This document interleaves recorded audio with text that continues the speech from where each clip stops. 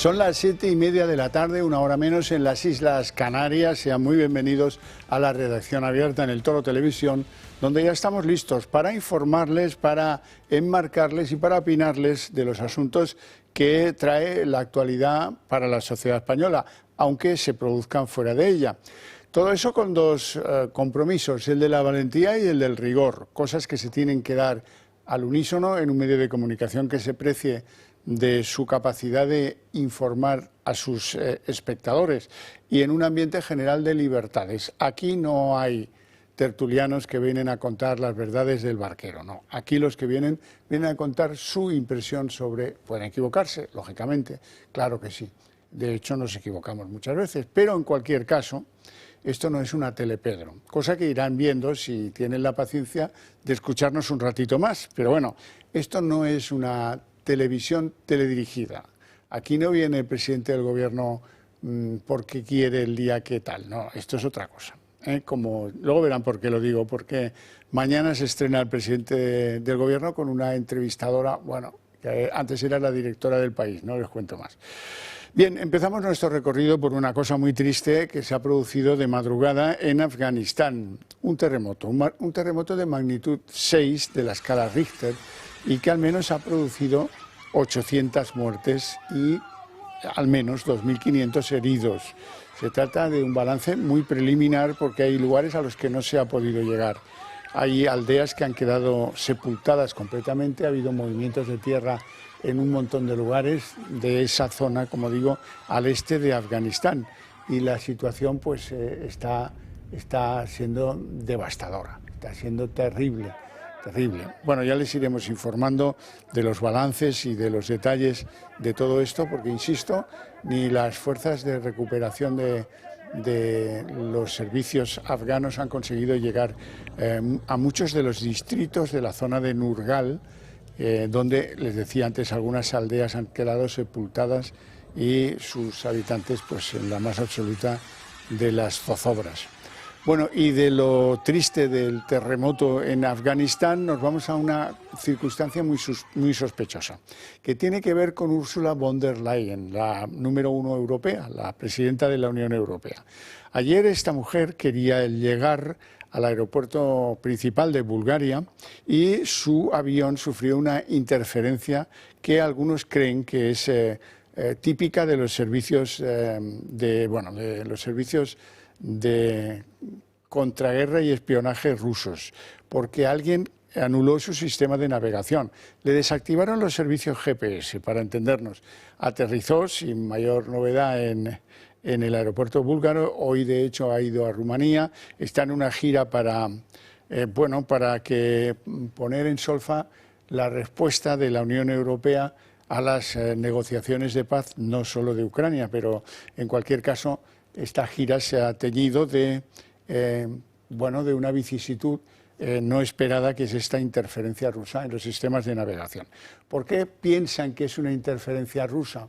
Pues sinceramente porque algo de esto ha pasado ya en el Báltico, en las antiguas repúblicas que pertenecían a la URSS y que ahora son países independientes. Así que este es un modo de hacer que a muchos les suena con la firma de lo que podría ser malo de los servicios rusos. De todas maneras, el tema se está investigando, aunque pues los otros acontecimientos en los que se ha interferido la comunicación de los aviones en el Báltico jamás llegaron a una conclusión evidente, que es, oiga, pues esto tiene que ver con los contraespionajes rusos. Bueno, vamos a seguir avanzando porque hay que decir que el mes de agosto fue muy caluroso, eso lo sabemos todos, y eso ha producido un aumento de las muertes por calor. ¿Cuántas personas murieron por el efecto de las altas temperaturas que tuvimos en agosto? Pues según un centro especializado en esta medición, 2.170 personas, la cifra más alta para este periodo desde que hay registros de este tema. Así es que dicen los encargados de medir todo esto que hay que ser más ambicioso con las medidas, hay que tomar constancia de que necesitamos más zonas verdes, más zonas azules para combatir este calor y que muy pronto todo esto va a tener un efecto crucial para la salud, según dicen los expertos. Bueno, al parecer, para esto de sofocar los calores del agosto, pues hay algunos remedios que no se ponen en práctica, claro, pero que podíamos mejorar en eso. En lo que no sé yo si podremos mejorar es en recuperar el tren. El tren, después del efecto Óscar Puente sobre los trenes, tiene muy mala pinta. Ha habido retrasos a diario durante el mes de agosto. En septiembre no sé lo que pasará, pero es que agosto se marcha con una proeza. Nunca el fin de semana típico de vuelta, donde se necesitan más los transportes públicos, nunca se había producido que un convoy de un servicio de Almería a Madrid acabara en llamas y que hubiera que despejar la presencia de 200 viajeros que iban en ese tren. Todo esto tiene un nombre: caos ferroviario. Y luego, pues, el hombre Óscar Puente, que en lugar de reconocer las cosas o de explicar por qué se ha producido, de manera que pudiéramos entenderle, claro está, por qué se ha producido el incendio de uno de los vagones del convoy, pues lo que nos dice es que su gestión sobre los trenes ha sido macanuda.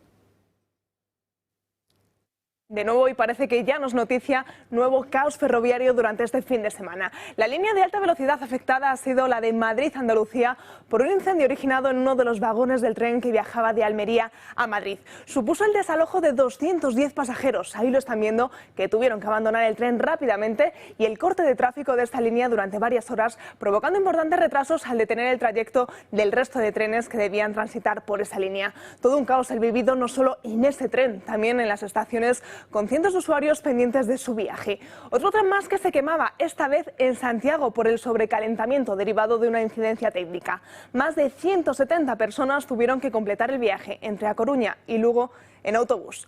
La electrificación era la causante de que también los trenes de media distancia entre Zaragoza y Reus tuviesen que parar, provocando importantes retrasos para los usuarios. Y esta misma mañana la caída de 2 árboles ha provocado la suspensión de varias líneas de Rodalies en Barcelona. Sobre las continuas incidencias y los consiguientes retrasos que los pasajeros de Renfe sufren prácticamente todos los días, ha hablado el ministro Óscar Puente, quien, escuchen bien, ha presumido de la puntualidad de los trenes en nuestro país. En Alemania, el 50% de los trenes llegan con más de 15 minutos de retraso. En España, el 20%. Es decir, el 80% llega o puntual o con menos de 15 minutos de retraso. Fíjense si estamos en otro planeta respecto, no estoy hablando de Swahili, estoy hablando de Alemania. Lo mismo no sucede con Francia o con Italia. Somos un país que tiene mejor ratio de puntualidad que Francia y que Italia. Unas palabras de las que no sé yo si estarán muy de acuerdo los que utilizan este servicio de manera habitual. Muchas gracias, Natalia Fernández. Por cierto, Óscar Puente, un poco más de bachillerato. El swahili es un idioma. Dice, no estamos hablando del swahili, estamos hablando de Alemania. No, hijo, no. En fin, qué cosas. Y llegan a ser ministros. Es que es algo increíble lo de este tío. Patán absurdo. Explica a la gente por qué se ha quemado el vagón, que lo entendamos todos y a lo mejor hasta lo perdonamos. Pero esto del vacilé, chico, es que ya nos tiene hasta el gorro.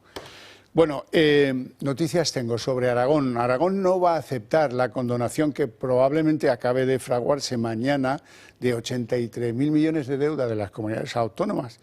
Bueno, como digo, Aragón no va a aceptar esa condonación, que en el caso de Aragón sería de 2.124 millones de euros, y es lo que le ofrece el Gobierno central. Sin embargo, el presidente aragonés, Azcón, mantiene su rechazo a la condonación de la deuda, mientras que el Gobierno de Aragón está ya pensando en recurrirla a los tribunales de justicia. La cuestión es que, el presidente considera que la quita que aprobará el Consejo de Ministros es perjudicial para los intereses de la comunidad aragonesa y dice que no la va a aceptar porque, aunque otros lo hagan, pues ellos no lo van a hacer. Bien, y les tengo que contar algo que tiene que ver con un centro de menas en un barrio madrileño, que es el barrio de Hortaleza. Ahí se produjo este fin de semana una agresión sexual, una violación de una chica adolescente de 14 años por un marroquí de 17 que está ingresado en ese centro de menores, el de Hortaleza. Este este presunto agresor, porque todavía no está condenado, fue detenido muy poco tiempo por la Policía Nacional y a partir del conocimiento de esta noticia se desató una especie de ira que llevó a que dos encapuchados agredieran a unos menas del centro de Hortaleza a los que debían considerar colegas del violador o algo parecido a eso. La cuestión, que no es menor y que enciende como una mecha lo que pueda pasar a continuación por los vecinos del barrio donde está este centro de menas, ha motivado ya que Vox anuncie para mañana una concentración de repulsa de toda esta situación generada por los que están ingresados en el centro de Hortaleza, en uno de los centros de menas, donde habrá que hacerse algunas preguntas. Por ejemplo, ¿qué hacía un ingresado en un centro de menas de madrugada campando por sus respetos y agrediendo sexualmente a un adolescente de 14 años? Por poner esto en colación. Bueno, vamos a escuchar un trabajo sobre lo que ocurrió, el desencadenante de esa agresión de los encapuchados y el que ha soflamado los ánimos de los vecinos del barrio de Hortaleza. Nuevo caso de agresión sexual relacionado con la inmigración ilegal. Un marroquí de 17 años viola a una niña española de 14 frente al centro de menas de Hortaleza, en Madrid. Los gritos de la niña alertaron al vecindario. El mena la agredió, la desnudó y la penetró entre los arbustos de un parque. Los hechos ocurrieron en la madrugada del sábado. Según la niña, había quedado con una amiga que se presentó con dos menores marroquíes. Uno de ellos, al parecer, era la pareja de su amiga. Se marcharon y les dejaron solos, a los que iban a convertirse en víctima y agresor, el cual atacó a la niña con total brutalidad. La tiró y arrastró por el suelo. Una vecina llamó a la policía al escuchar los desgarradores gritos de la menor. Al llegar las patrullas, el agresor intentó esconderse y huir. La policía tuvo que reducirlo porque era muy violento. Lo llevaron a los calabozos del grupo de menores de la policía judicial. La menor violada tuvo que ser atendida primero por la propia policía y después por los sanitarios del SAMUR. Estaba muy conmocionada. Su abuela salió a buscarla a la calle al ver que no llegaba a su casa y se encontró con que la joven había sido violada. La presidenta de la Comunidad de Madrid exige al Gobierno central responsabilidades. Cada día son menores más agresivos y llegan en peores condiciones. Y la respuesta del gobierno de Sánchez es multiplicar su llegada y desatenderse de ellos mientras nos insultan a los presidentes. A los que se suman los cientos de miles de adultos que llegan por Barajas cada año y los campamentos de Sánchez en Madrid. No hay derecho, ya está bien. La Comunidad de Madrid ha enviado hasta en 37 ocasiones peticiones al Ejecutivo para el reagrupamiento familiar de menores inmigrantes ante la imposibilidad de su integración. No hay constancia de alguna acción llevada a cabo por el Gobierno central. El centro de acogida de Hortaleza es el más conflictivo de España. Agresiones sexuales, apuñalamientos, peleas, robos. Los vecinos de la zona sufren cada día la inseguridad provocada por los internos menores extranjeros no acompañados. Santiago Abascal abordaba este problema y decía esta mañana lo siguiente. Como respuesta hemos convocado para mañana una manifestación de repulsa y lo hacemos porque nadie lo hace, ni partidos, ni ONGs, ni hay minutos de silencio, ni hay minutos de televisión, ni hay portadas para algunos asuntos. Vemos en cambio a Televisión Española como crueles esbirros del corrupto Sánchez, mintiendo descaradamente y tratando de negar el aumento de las violaciones en España. Y vemos que solo Vox está al lado del pueblo que sufre esta invasión patrocinada por el establishment en España y en Europa desde hace demasiado tiempo. ¿Y qué es lo que ha dicho el delegado del Gobierno en Madrid, Francisco Martín? La investigación sigue abierta la investigación en relación a cómo se produjo el hecho, también al propio posible autor, y también creo que es importante que se analice las circunstancias en las que un menor de un centro podía encontrarse a altas horas de la madrugada en la calle. Creo que también debemos analizar la situación en ese centro de menores, porque llevamos tiempo señalando las importantes deficiencias en la gestión de los centros de menores, que son competencia, como saben, de la Comunidad de Madrid. Esto es la crónica de un desastre, ya lo ven, no hay por dónde cogerlo. Nada de lo dicho sirve para al menos quedarnos con la tranquilidad de que no se va a volver a producir. Quiero hablar de todo ello con Isabel Pérez Moñino, que es portavoz de Vox en la Asamblea de Madrid y una de las voces más claras en materia de lo que son los centros de menas en nuestro país. Muy buenas tardes, gracias por atendernos, Isabel. Muy buenas tardes, Javier. Todo esto no hay que ser mago para predecir que era posible que pasara. No cabe en cabeza que ahora alguien se exclame, oh, es que de madrugada que hacía uno de un centro de menas, pero si hacen lo que quieren, ¿cómo es esto? Bueno, además es que desde Vox llevamos años denunciando esta situación que ha sido totalmente silenciada, ¿no? Muchas veces por los dos partidos del consenso. Y aquí en la Comunidad de Madrid pues se han producido distintos hechos delictivos por parte de estos jóvenes ilegales y nosotros los hemos denunciado porque tenemos conocimiento de que dentro de estos centros ocurren hechos delictivos que atentan contra la vida y la integridad de los trabajadores que allí prestan sus servicios. Sabemos y conocemos hechos delictivos que ocurren en las inmediaciones de estos centros de ilegales. Y lo que no podemos hacer es silenciarlos y lo que no podemos hacer es darle la espalda a los vecinos, a los madrileños, a los que sí están obligando de menas. Es decir, 6.000 euros al mes por cada plaza de mena para que luego estén deambulando y delinquiendo por las calles de nuestra región. Nadie lo entiende. Aquí alguien se lo está llevando crudo. Y nosotros desde Vox estamos fiscalizando con la dificultad que nos está poniendo el Partido Popular en Madrid todos estos contratos de emergencia que están aprobando, como digo, desde el Gobierno regional. Nosotros no vamos a entrar en el debate, como está haciendo el Partido Popular, de mayor financiación, más menas a Cataluña y menos a Madrid. No, no. Los menas tienen que estar en sus países de origen, tienen que estar con sus padres y tienen que estar con su rey en Marruecos. Y es allí donde tenemos que enviarlos. Está claro y sabemos también que conocemos la procedencia de estos menores. Hoy hemos conocido que el violador de Hortaleza resulta que es marroquí, Mohamed, filiado. Y si sabían que era de Marruecos, ¿por qué no se ha iniciado todo el trámite pertinente para la reagrupación de este presunto menor con sus padres en su país de origen, tal y como prevé la ley de extranjería? Nosotros desde Vox llevamos años exigiendo esto a los partidos políticos que tienen responsabilidad de gobierno aquí en la Comunidad de Madrid y también en el Gobierno de España ante el silencio cómplice del resto de formaciones. Ahora vemos cómo la inmigración empieza a ser uno de los principales problemas denunciados por los españoles y vemos cómo algunos políticos, en un ejercicio de tacticismo político, intentan variar su discurso, pero la realidad es que los que nos han traído hasta aquí no pueden ser parte de la solución del problema. ¿Qué le parece lo que dice sobre este acontecimiento la presidenta madrileña, que ha hecho declaraciones esta mañana? ¿Qué le parece a usted? Bueno, pues es el ejercicio de tacticismo político, ¿no? Cuando las encuestas de Génova, pues supongo que no son pues muy buenas para el Partido Popular, quieren cambiar el discurso, pero la realidad es que nosotros en Vox venimos denunciando todo esto desde hace tiempo y no solo denunciando y señalando toda esta problemática delincuencial y social que generan estos centros de ilegales, sino que hemos sido estigmatizados muchas veces desde el Partido Popular, también aquí en la Comunidad de Madrid, por señalar este problema y por dar voz a esa España silenciada que convive día a día con la delincuencia, con los machetazos, con las violaciones.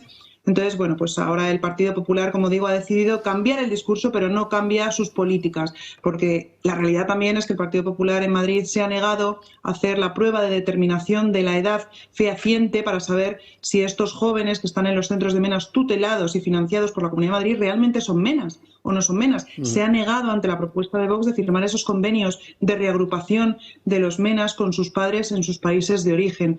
La misma semana que la señora Ayuso firmaba nuevos contratos de emergencia para el acogimiento de estos menas que van a financiar todos los madrileños, pues estaba poniendo este tuit. Pero la realidad es que no tienen credibilidad, la realidad es que se mueven por intereses y tacticismo electoral y nosotros desde Vox, como digo, vamos a seguir dando voz y por eso mañana estaremos con los vecinos del barrio de Hortaleza para denunciar y señalar esta atroz violación cometida por un misógino extranjero y vamos a seguir, como digo, dando voz a todos esos vecinos que conviven día a día con estos problemas delincuenciales que siempre se ponen estos centros de menas y estos centros de ilegales lejos de las casas de los políticos que los traen, que los financian y que los subvencionan.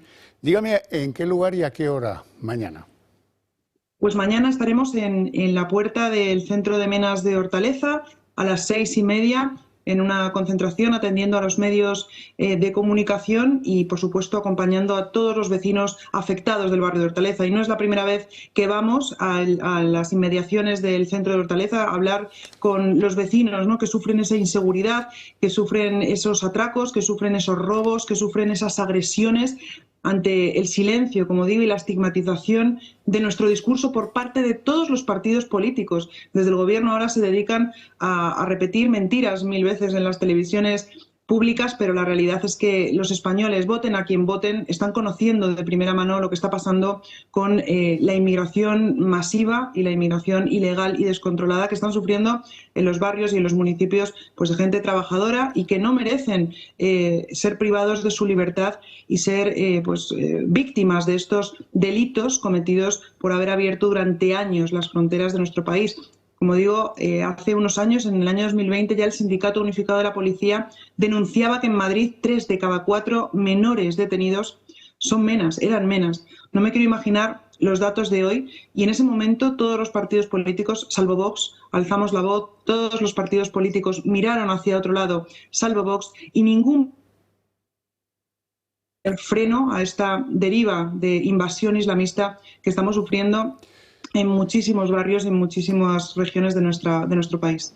Isabel Pérez Moñino, muchas gracias por participar en el programa. Te deseo una feliz tarde y nos veremos mañana en esa concentración. Gracias. Muchísimas gracias, Javier. Gracias. Un placer. Vamos a ver, incendios. Tengo yo que hablarles de incendios porque hay una evidente distancia cada vez mayor entre el mundo de la política y el mundo de los paisanos que sufren los incendios, o el mundo rural, si queréis hablarlo de una manera más técnica. Así es que aquí lo que conviene es menos política y más escuchar lo que dice la gente que está sufriendo los incendios. ¿A qué viene atribuirlo? A la emergencia climática, dice Sánchez. A lo que hay que atribuirlo es a la dejadez de los servicios de incendio, a los descuidos de no atender que tienen una masa descomunal de hierbas y hierbajos, una maleza extraordinaria sobre la mayor parte de las superficies arboladas de España. Eso sí, aquí está prohibido coger una piña y llevársela de hoy. Eso es terrible, eso hay que multarlo y castigarlo. Uy, cabras en el campo, no, qué suciedad, no, fuera. Claro, los animales se comen ese exceso de maleza que ha producido lo que todo el mundo sabía que iba a producirse en un país en el que llovió el triple de lo normal en primavera. Consecuencia, 400.000 hectáreas que han ardido, calcinadas completamente, 4 muertos, aquí han muerto 4 personas, no se olviden. Algunos tratando de apagar esos fuegos, unos fuegos que han durado como nunca, uno de ellos 21 días en Extremadura. En Extremadura no, creo que era el de León el que duró más tiempo. Fuegos que manifiestamente dicen los que deben apagarlos que es imposible apagarlos porque han cogido las llamas tal virulencia que pues no se pueden atacar. No es como lo que pasaba antes, porque ahora pues el combustible vegetal que hay al pie de esos árboles es extraordinariamente peligroso. Unos medios en los que hay que señalar, por ejemplo, los hidroaviones, los Canadair, muy populares, seguro que los habéis visto 1000 veces. Lo que no creo que sepáis es que los compró Franco. Compraron una barbaridad de ellos, 30, ahora funcionan muchos menos, creo que 12. Pero no se han repuesto. Pero nos trajimos unos helicópteros rusos que no se pueden utilizar porque se han estropeado y como tenemos sanciones con Rusia, pues no se pueden poner en marcha. Entonces estamos, siendo que eso se veía venir, que este verano iba a ser brutal el ritmo de los incendios y el alcance de los incendios, nadie lo ha previsto. Y hoy lo más extraordinario de todo es que aparece el presidente del Gobierno aludiendo a la emergencia climática, no a la falta de cuidar el medio rural, sino a algo que es la emergencia climática. Y dando coces a la bulosfera de los que pretenden atribuir los incendios a los pirómanos. Bueno, eso es una referencia al Partido Popular clarísima. Y eso sí, según Sánchez, la culpa es de las autonomías. Eso lo tiene clarísimo, porque él como responsabilidades no tiene, lo ha hecho todo bien. Y ahí llegamos a la situación absolutamente patética ridícula de Yolanda Díaz, que es la vicepresidenta todavía de este gobierno, y que dice, no, es que el problema es que esto se hace, no sé si ha culpado a que participan en ello alguien privatizado, no ha explicado quién, o a que teme que esto acabe produciendo la privatización de los servicios de incendio. Da igual. El caso es que la clase política española está cada vez más separada, más distante de los afectados por los incendios. Esto es una vergüenza. Se utiliza el argumento unos contra otros y otros contra unos. Poco se habla de cómo vamos a ayudar a esa gente a superar el lío en el que están. No hay nadie que se ocupe, ni Traxa, ni las empresas estas donde Ábalos pone a trabajar a sus secretarias o a sus señoritas o a sus sobrinas, como queráis decirlo. No hay nadie que se ocupe de hacer llegar pasto para los ganaderos que ahora tienen pues unas vacas o unos corderos o unas ovejas o lo que sea y no saben qué darles de comer. ¿De eso qué? Eso hay que privatizarlo si queremos que funcione. Porque lo público está absolutamente cao. Absolutamente cao. Y no es por defender a las comunidades autónomas, pero es evidente que no tienen la capacidad financiera para atender un plan global de atención al medio rural, porque ya está bien de atosigarles con lo que no se puede hacer en las zonas rurales, con 1000 prohibiciones y 1000 burocracias que al final han pues producido todos en conjunto y al final pues nos hemos llevado la sorpresa. Como os decía, 400.000 hectáreas calcinadas. Ahí han desaparecido árboles que tenían centenares de años. Y bueno, pues nada, ahí lo tenemos todo. Vamos a ver un trabajo en el que os contamos lo básico de esto de los incendios y de cómo la clase política no sintoniza el guión de lo que nos es útil a los españoles. Pedro Sánchez reaparece tras sus vacaciones y no ha tardado en culpar a la emergencia climática de la ola de incendios desatada en nuestro país. También ha aprovechado para exculpar a los pirómanos, como insinúa, según él, la bulosfera. No es fruto de la casualidad, ni tampoco de una trama pirómana, como insinúan algunas veces la bulosfera en las redes sociales. Pero de su propio ejecutivo, nada que objetar. Dice que se movilizó desde el primer instante, a pesar de que él continuó en la mareta hasta días después. Desde el Gobierno de España, como saben, hemos movilizado desde el primer instante todos los recursos disponibles para apoyar a las instituciones. Una reaparición tras la vuelta de vacaciones en la que también ha admitido que la política de prevención de incendios ha sido claramente insuficiente. En este sentido, ha anunciado un plan de Estado para combatir la crisis climática. Necesitamos un pacto de Estado, convertir las políticas vinculadas con la emergencia climática en políticas de Estado. Una propuesta que ha preparado en tan solo 10 días y tras ver arder España desde Lanzarote. Aún así, en la propuesta de Sánchez se detallan 10 puntos. Propone, por ejemplo, la creación de una agencia estatal de protección civil y emergencias. Defiende que la emergencia climática va más allá de los partidos políticos y pide a todos ellos que se sumen a este pacto. Los populares ya han anunciado que no lo apoyarán. Dicen que el Gobierno no tiene credibilidad y de nuevo han vuelto a criticar la gestión de los incendios. Comprenderá usted que este Gobierno no tiene credibilidad para hablar de lo que ha incumplido de forma continuada y constante en los últimos 8 años. Vox ha ido más allá. Promoverá una macrocausa judicial sobre los incendios de los que culpa al Gobierno y al PP. El primer responsable es el Gobierno, pero también tenemos muy claro que el Partido Popular y sus gobiernos son absolutamente responsables. Quiero que sepan que también estamos estudiando acciones judiciales para iniciar una macrocausa. También ha hablado Yolanda Díaz, que ha defendido la necesidad de un pacto contra los incendios y ha destacado la importancia de que la prevención no esté en manos privadas. Estamos consumiendo el planeta. Por tanto, me parece que de la mano de la ciencia tenemos que tomar las medidas ya urgentes. Estas cuestiones con las que tenemos bastante claro que necesitamos yo lo digo claro, no pueden estar en las manos privadas. Pero si no lo están, a ver cómo lo arreglamos. Hay que apagar los incendios en invierno, totalmente de acuerdo. ¿Y qué ha hecho vuestro Ministerio de Transición Ecológica? ¿O qué han hecho el resto de ministerios del Gobierno en esa materia? ¿Tienen algún plan que alivie de ese biocombustible que es el que ha producido estas bombas de incendio que no se conocían en España y que no han servido para atajarlos? Claro que no. Claro que no. ¿Esto de quién es la culpa? Del maestro armero, ¿no? Si acaso de las comunidades autónomas.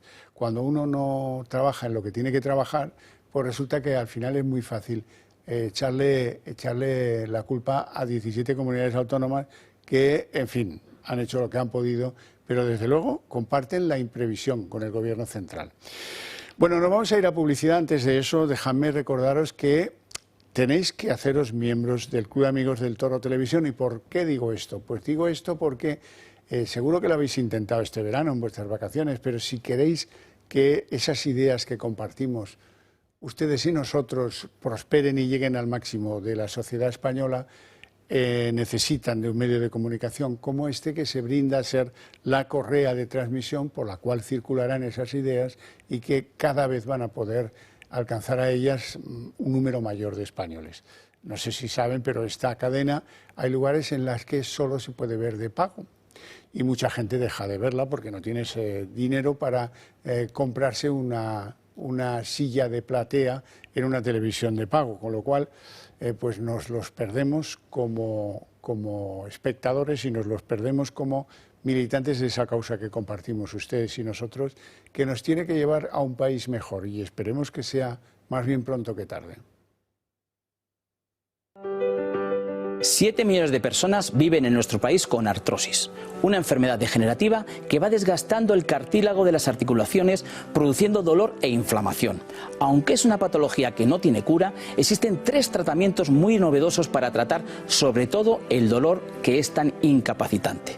Uno de ellos son los guantes de Relax Quanti Nanotex. En sesiones de 20 minutos ofrecen los tratamientos más innovadores recomendados por los reumatólogos para las personas con artrosis de manos sin tener que moveros de casa. Para los que lo tenéis localizada en la rodilla, la solución es la rodillera, que utiliza ondas de radiofrecuencia que genera el calor y disminuye el dolor, permitiendo recuperar la movilidad.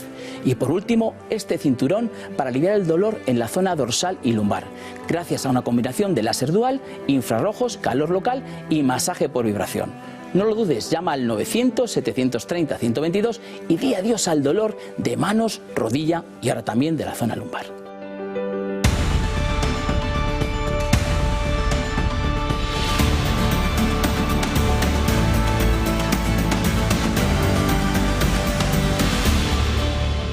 Bueno, son las 8:05, momento en el que abrimos nuestra mesa de análisis político y lo hacemos con 2 invitados de lujo. Don Julián Salcedo, doctor en Ciencias Económicas, abogado especializado en los asuntos inmobiliarios y secretario del Club Liberal Español. Así es, muy buenas tardes. ¿Todo bien? ¿Ha ido bien? Pues fenomenal. La reentré va a ir mejor. Estaba deseando incorporarme de nuevo a la lucha. Yo lo sé. Don Alberto Serrano, que viene con muy mala voz, abogado especializado en asuntos del derecho administrativo, es político y escritor. Muy buenas tardes, don Xavier, un placer. Bienvenido. Esta voz. Me sientan mal las vacaciones. Ya mejorará, ya mejorará. Quiero empezar suavemente preguntándoles si no les parece a ustedes, como me parece a mí, que el mundo de la política está a su bola y a su rollo, y el mundo de los que han sufrido los incendios y de los que viven en el medio rural se da cuenta del abandono que sufre por parte de estas generaciones políticas, que uno que si tú la bulosfera, que si tú el no sé qué, que si la culpa es de los pirómanos, cuando en verdad lo que hay es un absoluto descuido del medio rural, de haber permitido pues que eso no se limpie, y naturalmente al final pues han sido bombas lo que ha habido en lugar de incendios. Sí, nuestros políticos y en especial el gobierno, los que están en el gobierno y el núcleo que se mueve alrededor, los partidos que le apoyan, lanzan unas soflamas de que esto, la culpa la tiene el cambio climático, que lo tendrá de otras muchas cosas. No lo voy a discutir ni lo voy a negar, no soy un negacionista, ¿no? Pero los incendios que hemos visto en España, estas 400.000 hectáreas, no son la consecuencia del cambio climático. Porque habrá igual de cambio climático en Francia, ¿no? Claro, claro. Bueno, y lo habría el año pasado, ¿verdad? Y en Portugal, ¿no? Claro. Y en Italia. Pero efectivamente esto es un problema de descuido de los montes, de las dificultades que le ponen a la gente que vive en esos lugares, de que no pueden limpiar rastrojos, si es que les ponen 1000 obstáculos. Entonces, lo extraño es que solo hayan ardido 400.000 hectáreas, ¿no? O sea, podría haber ardido media España. Sí, quería destacar eso, Xavier, casi se han ardido 1 millón de hectáreas en toda Europa. de las cuales 400.000 en España, el 40%. ¿Qué pasa? El cambio climático se concentra contra nosotros, una persecución del cambio climático contra nosotros. No, hay una mala gestión en general de los montes de España. Y esa mala gestión se evidencia de entrada con los argumentos del gobierno, que dice, no, esto es un problema que me trasciende, cambio climático, y me desciende. Las comunidades, yo no tengo nada que ver con esto. Si acaso las comunidades autónomas. Claro, me trasciende y me desciende. Entonces yo no tengo nada que ver con ello.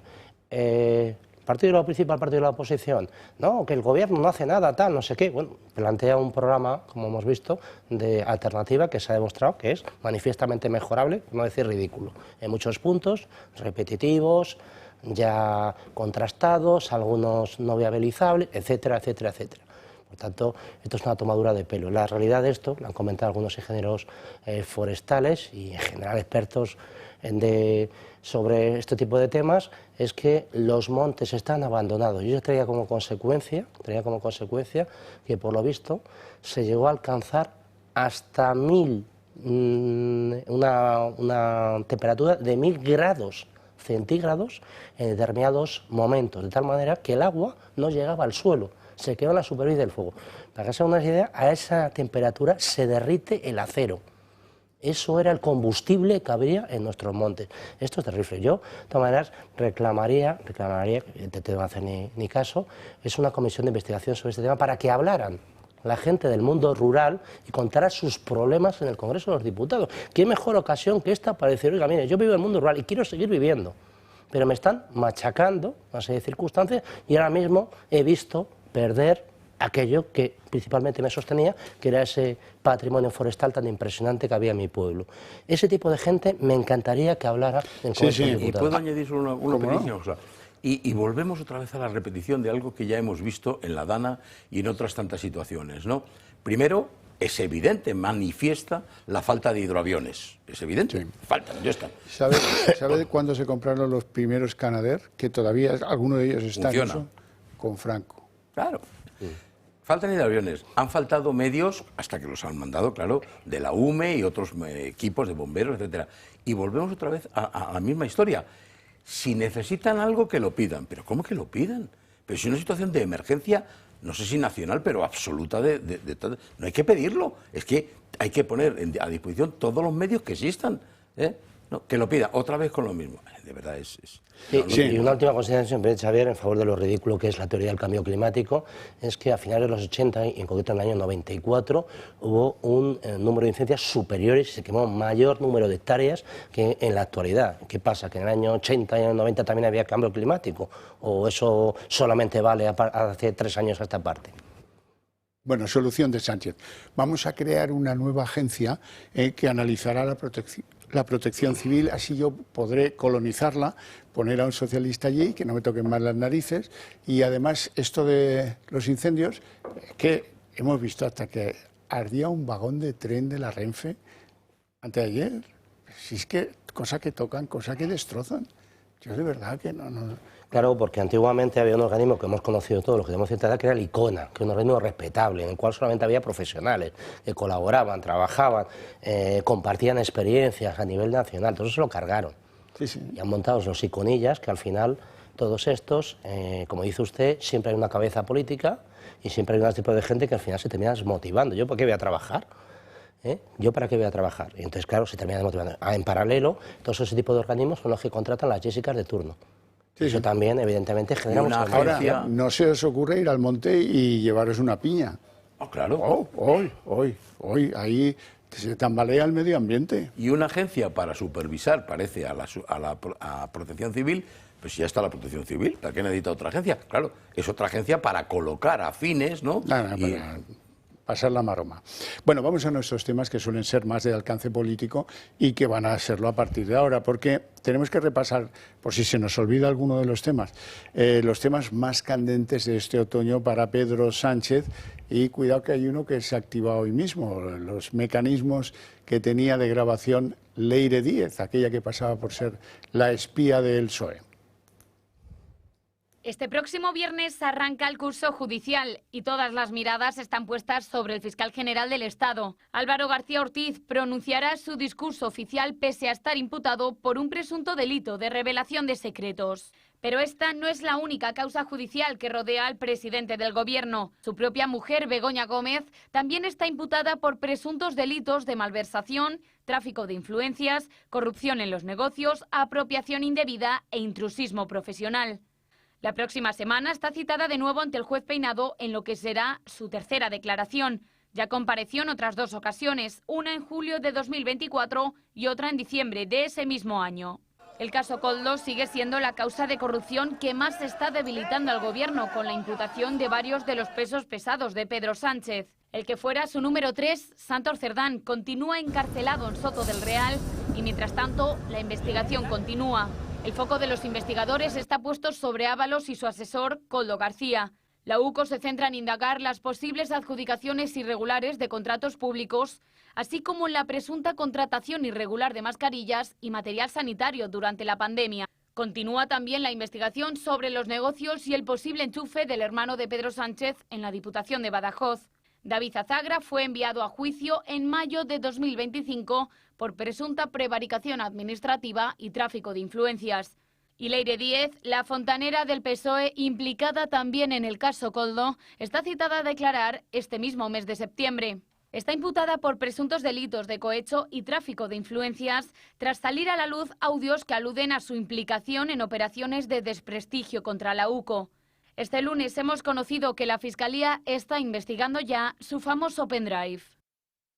Bueno, pues no es poca cosa, ¿no? No, no es poca cosa. Siendo gravísimos todos los asuntos que se encuentran judicializados, y sobre todo por el poco tiempo que falta, a mí me parece especialmente grave la situación que se va a producir en la apertura del año judicial, sometiendo al rey, digamos, a la vergüenza, no sé ya cómo calificarlo, de tener que estar sentado en la misma mesa del fiscal general del Estado, que está procesado por un delito gravísimo, especialmente dado su cargo, el fiscal general del Estado, que está obligado precisamente a perseguir los delitos. Está procesado por el Tribunal Supremo. Es cuestión de tiempo, muy poco, que termine sentándose a declarar, ¿no? Y veremos qué decisión toma el Supremo y qué resolución. Pero el mero hecho de someter a Su Majestad el Rey a que tenga que estar en la misma mesa en un acto es que es de vergüenza, aunque solo sea por vergüenza torera, y perdón la expresión, el fiscal general del Estado, ya no digo que dimita, que se ponga malo ese día, ¿no? Que diga, por motivos de enfermedad sobrevenida, lamento mucho. Eso es suponer mucho que no se va a producir y usted lo sabe. Por cierto, en el Gobierno todavía hay al que se le queman los vagones del tren, el bocachanclas de Óscar Puente. Este todavía hacía declaraciones hoy favorables a mantener en el cargo al fiscal general del Estado, Álvaro García Ortiz. Nadie, no hay una sola testifical que diga que lo filtró él. Por supuesto, del correo electrónico filtrado como tal no hay ningún tipo de rastro en su correo, y todos son conjeturas de que si a tal hora recibió no sé qué. Con eso no se sienta una persona en el banquillo, y mucho menos a un fiscal general. Eso en mi mundo jurídico, en el que yo recuerdo, en mi ejercicio profesional del día a día, que es bastante, por cierto, más normal que esto que estamos viendo en el Tribunal Supremo y en otras instancias. Los jueces normalmente, pues oye, se tientan mucho la ropa antes de poner a alguien en el banquillo de los acusados. Eso en mi mundo no hubiera sucedido. Antes confundía Swahili por un país, y es un idioma. Y ahora demuestra tener muy poca memoria, porque en tiempos no tan lejanos hubo un presidente del Tribunal Supremo y del Consejo del Poder Judicial que se llama Javier Delgado Rubio, que ese sí hizo que en la apertura del año judicial el ministro de Justicia y al fiscal general pues no se sentaran donde no quedaba claro que podían estar sentados.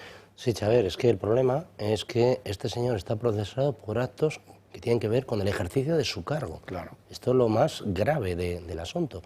El señor Óscar Puente, que nos da una lección de derecho cuando no sabemos cuándo ejerció, cuándo dejó de ejercer, el caso es que él no lo ve mal, pero por una razón, yo creo que sí, más bien psicológica, que es el señor fiscal general del Estado se supone que ha obedecido las órdenes del jefe.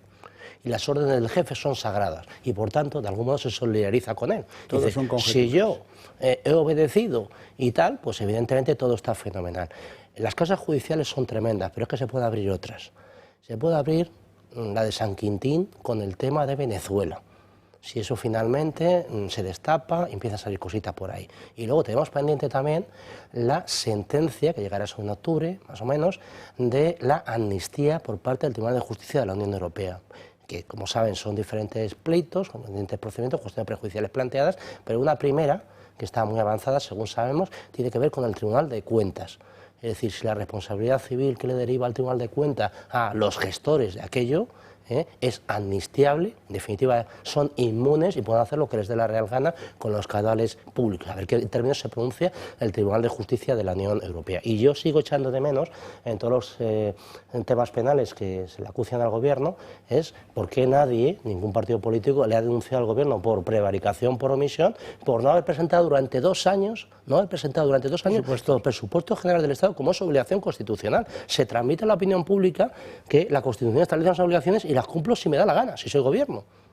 Y eso, desde luego, tenía que tener una consecuencia jurídica. Usted cumple sus obligaciones como un policía, como un médico, etcétera. Pues entonces usted habrá cometido delito de prevaricación, o al menos investigar y que dé los motivos por los que proceden, si es causa o no de exención de esa responsabilidad. Pero lo que es inadmisible, por lo menos desde mi perspectiva, es lo que acaba de decir el ministro Óscar Puente, que puede tener la opinión que tenga de la cosa. Yo sabemos que defiende a quien defiende, está puesto para lo que está puesto, etcétera, ¿no? Pero ha dicho literalmente, porque es que además no hay ningún correo que ha creado, pero si los ha borrado todos, claro. Si sabemos que los ha borrado, oiga, que los restablezca, que los restituya y vamos a ver los que había, ¿no? Sí, tenía el cuchillo, ahí está la sangre en la vista, pero no hay nadie que haya visto cómo le haya clavado el cuchillo. Esto es lo que está diciendo Óscar Puente. Y luego es de las pruebas indiciarias en el mundo del derecho de toda la vida. Sí, pero más indiciaria que el que borra algo, eso solo puede perjudicarle, porque nadie borra algo que puede beneficiarle. Desde luego. Eso está claro. Y luego lo que ha dicho mi compañero Alberto Serrano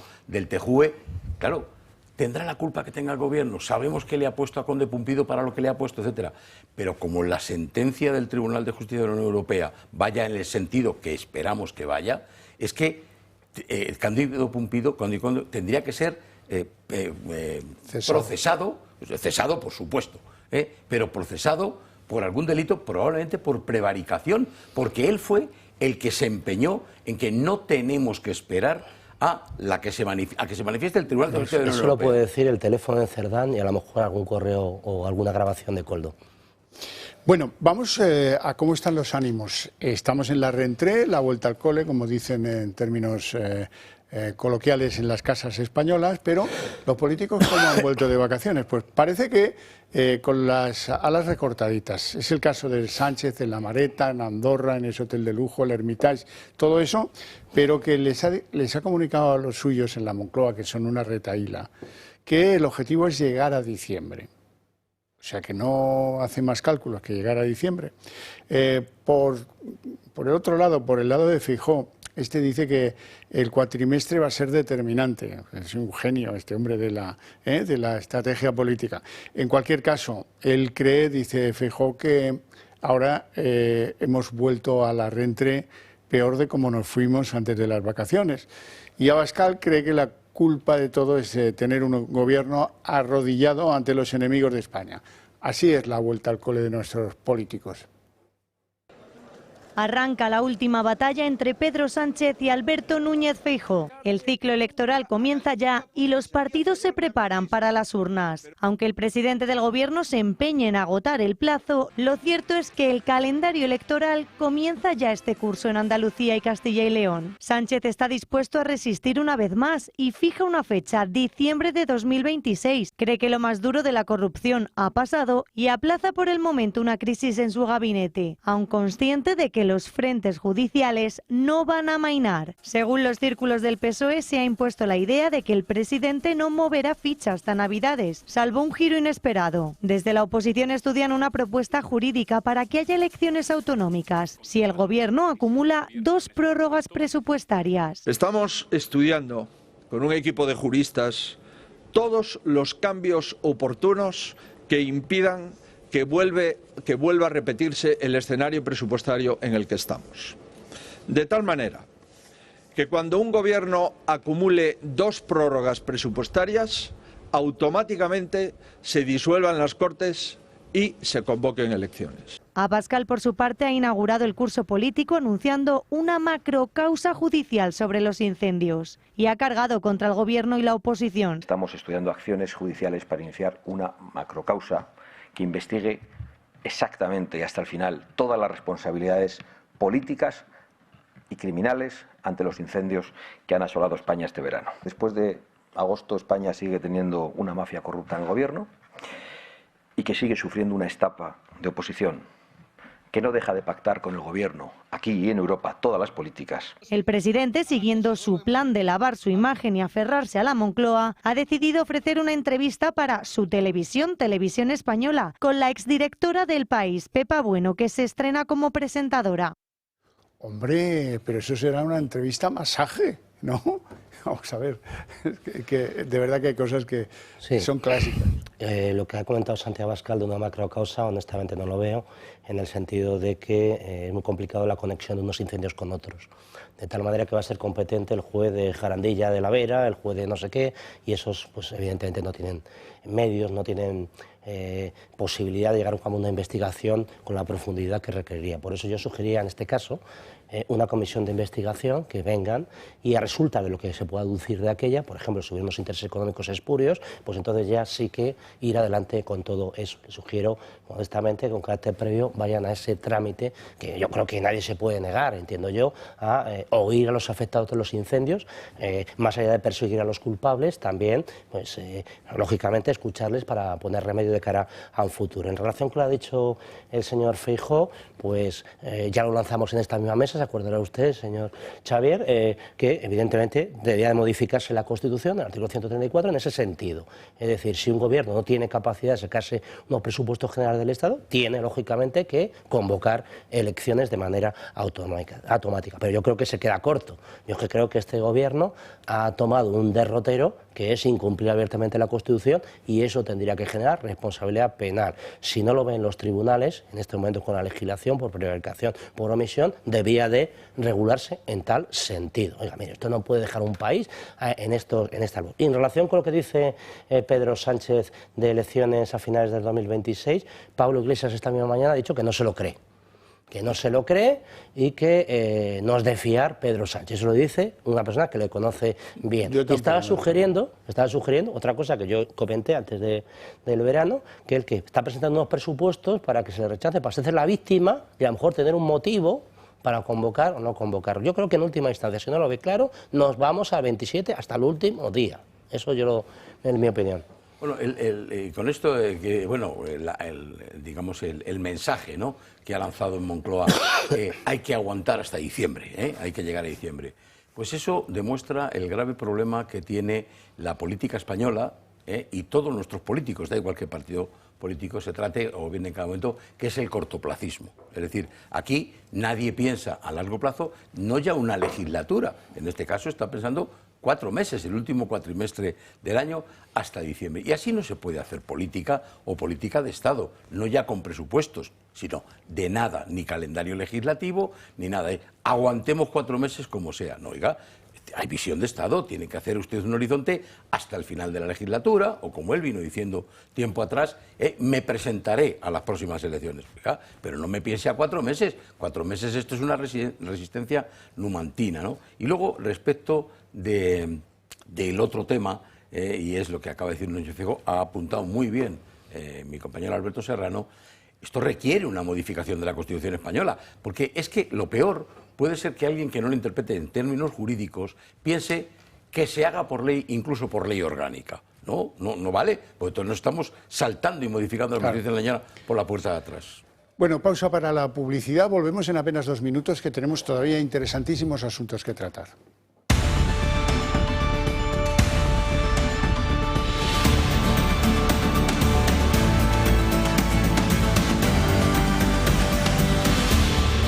Y lo último es el desconcierto que ha producido en algunos asuntos el saber que los de Junts le dijeron a Sánchez, mira, a este Zapatero no nos lo vuelvas a mandar, que es gafe, que no lo queremos.